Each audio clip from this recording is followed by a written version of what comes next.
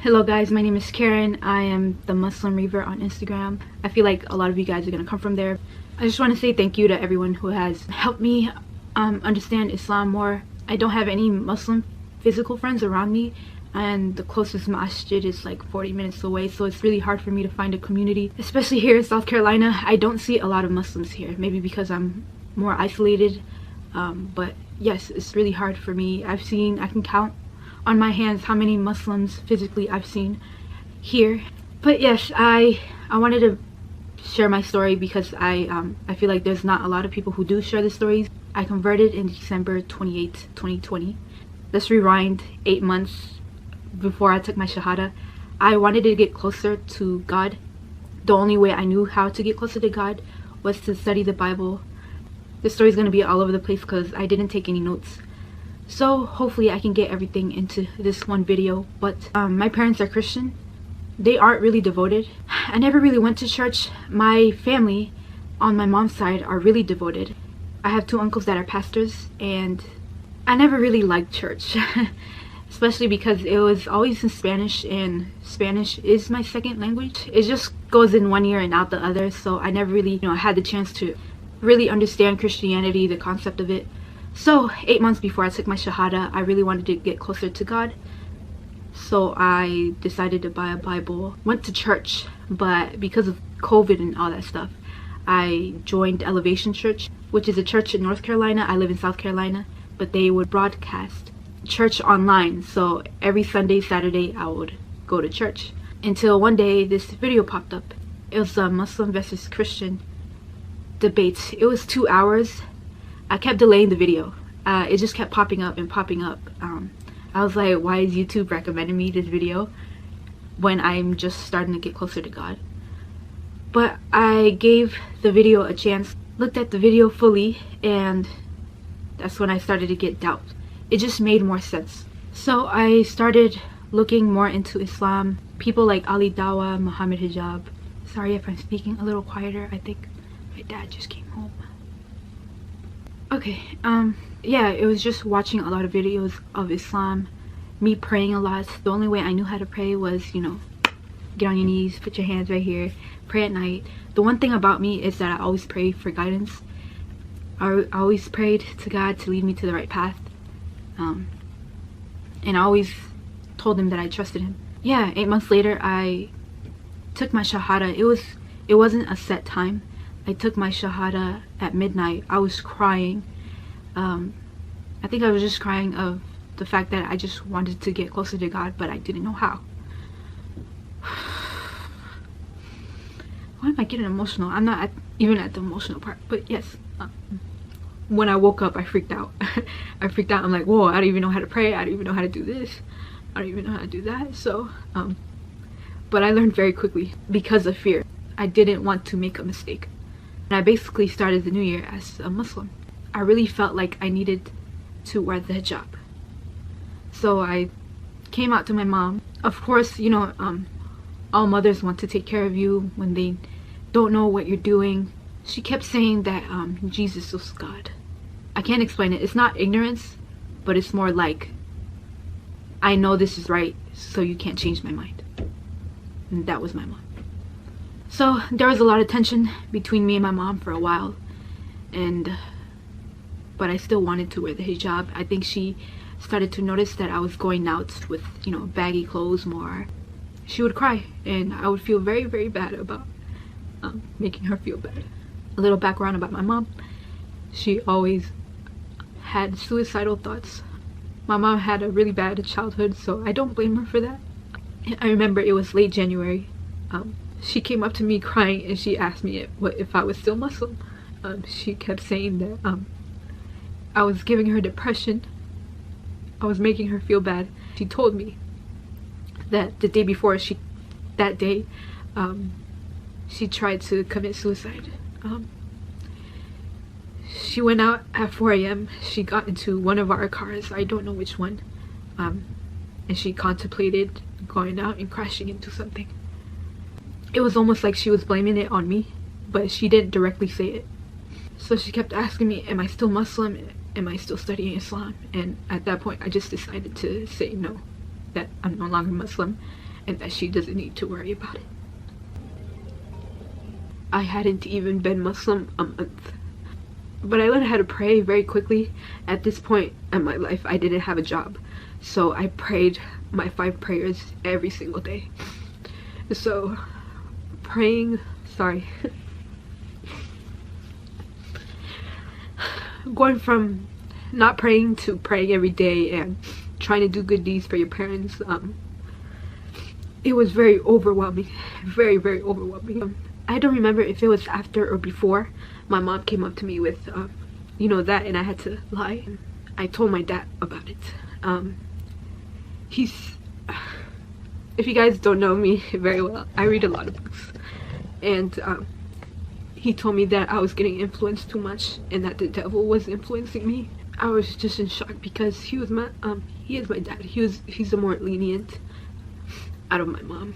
I was telling him about the Quran, and then he told me to throw away that book or I'll throw it away for you. And I didn't know what to say. Coming from the people who you love the most is really hard to hear. Since COVID and everything, I was struggling a lot to find a job. The bills I used to pay, I could no longer pay for it, so my mom took it over. It was a lot of stress on her. Understandably, I caused a lot of that stress as well. I kept asking Allah, please give me a job I'm happy in. Another thing I prayed for is for some Muslim friends or someone who is Muslim to come around, you know, so I could have that comfort in someone. So I ended up getting a call from the retail store I applied for. I went to that job. Hourly pay was very low. It was nothing. I would not be able to pay the bills that I used to have if I got that job, and it was only part-time, so that was even, you know, worse. I wouldn't be able to get enough to pay for everything, you know. The manager there, he was very disrespectful, very dismissive. I got up and left. As I was walking out, I just burst in tears, you know. I had been applying for hundreds of jobs by this point. I just wanted something to go right. So I was crying in my car, asking Allah why he did this. When I've been praying a lot, why is he not letting me be happy? Just basically crying and blaming Allah for everything. So I get a call not even a day later. It's from the same retail store, but on a different location. I don't think I had any hope. I was just still mad at Allah. I have a scheduled interview for that following day, and when I get there, the manager, she's really nice. She makes me laugh a couple times. She asked me, do I want to be a supervisor? At first, I'm like, I'm 19 years old. Why are you asking me? You know, I'm not fit for that position. And I'm like, yeah. What are the duties? So she goes in and starts explaining everything to me. And it happens so fast. She gives me all the paperwork. She says she's gonna call me back when my background check is in. So she takes me out and she introduces me to everyone who's working in the back. Everyone I'm supposed to supervise. There are these 3 women. The moment I saw them, I could not stop looking at them. There are 3 Muslims. The way I could tell is from the veil, obviously. Yeah, these women were a lot older. I don't even think they know how much they impacted me, because I asked a lot for friends. I asked a lot to at least let me see a Muslim, have a Muslim around me for comfort, because it just felt like the whole world was against me. For the short time they were there, they did bring me a lot of comfort. They didn't know English a lot, but they helped me out with pronunciations. They were very welcoming once I told them, like, hey, I'm Muslim as well. And I really appreciated them. And then I left. It happened really fast. I had all my paperwork, my resume in my hand, everything in my hand, and I got in the car, and again I started crying. Can you tell I'm very sensitive? This time I was crying and I was just asking Allah to forgive me for being mad. To this day, I still work in this place. I'm happy. I'm really happy there. Allah gave me everything I asked for in one day. Now I learned to trust Allah more. Now I know that Allah listens. I have showed my mom how I would look like in hijab, and understandably she did not like it. She told me that I was very beautiful and that there was no reason for me to cover it up. How will I ever get a husband if he can't see me? I'm Latina, so we're supposed to be very proud of our bodies. I came out to her very fast. I hadn't even been Muslim a month. It's very hard. It's still very hard, and I'm still learning. I did stop praying for a while. I felt like Islam was destroying my family. There's always a constant tension in the house. To this day, it's very hard to be very openly Muslim. I want to wear a hijab. I want to cover up more. I know it will take a toll on my family. Growing up, my mom was the babysitter, so after school, I'd come home and have to help her with the kids. She would take care of 5 to 7 kids, so it was very stressful on me, and definitely very stressful on her. I would come home from school and just dread coming home because I knew my mom. Anxiety, stress, it just all weighed down on me. It was just constant worrying. Is she okay? At school, all I thought about was my mom. Every time my friends would ask me, hey, you want to go out after school? I'm like, no, I gotta go home and take care of my mom. My mom, she's tried to kill herself multiple times. So when I told her I was Muslim and I saw how much it affected her, I just lied. And then just a few months later, I stopped praying. It just became very overwhelming for me. It's still very hard for me now because I don't have any Muslim physical friends around me. That's why I built the community that I have now. You guys have helped me a lot. I'm glad I can have someone to talk to online. I'm so happy that I'm able to ask anyone questions and be able to get the answers in seconds. I appreciate everyone who's DM'd me on Instagram, or anyone who has talked about their story as well, because I wish I could hear more stories about Muslim reverts like me who are still struggling. I feel like I have a lot to make up for. I didn't participate in Ramadan. I have started praying again, but I don't want to overwhelm myself. I wanted to do everything perfectly and I rushed myself. So it always felt like, is it Islam or is it my family? I feel like I failed both. I failed Allah because I abandoned prayer.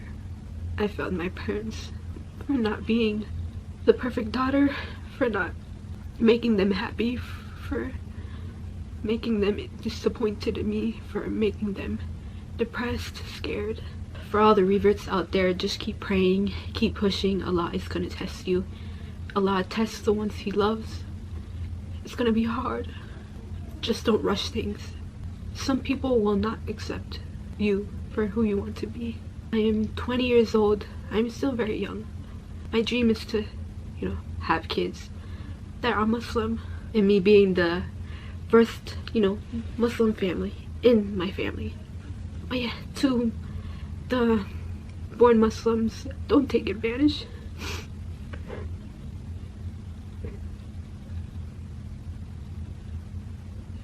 To anyone who's going through stuff with their family, oppression, just know that